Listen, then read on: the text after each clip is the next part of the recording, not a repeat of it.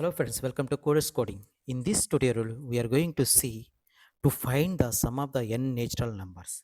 It's very simple. Now you have to declare the header files like slash include iostream.h and slash include conio.h. These two are the very important before going to write the program. Then the respected and required data types I have to declare.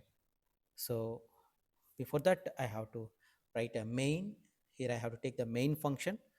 Then when I have to specify the int, then automatically I have to return 0.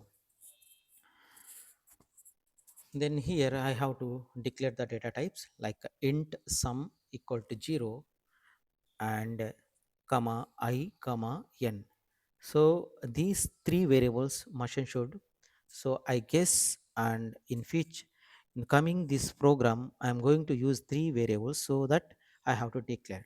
Then cout, I have to ask from user to enter the number.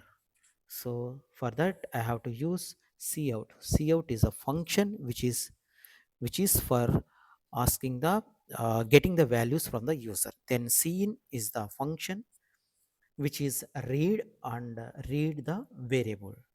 So I have to give read the n. For each and every time I have to 1 plus 2 equal 3, 3 plus 2 equal to 5. Like that I have to take the initially I equal to 1, that is number, up to the number I have to take. Suppose 5 means 1, 1 plus 2, 2 plus 3, 5, like that, and so on. 5 it will be add. So for that I have to write the logic sum equal to sum plus I. Each and every time I value will be repeated. Okay, then I have to write get ch also. Get ch is a method which is going to use in our program the console before run the any variable, which will be clear, and then run the code. So now we are going to see the output. So please enter the number 5. So number 5, it will be gives the output as a 15.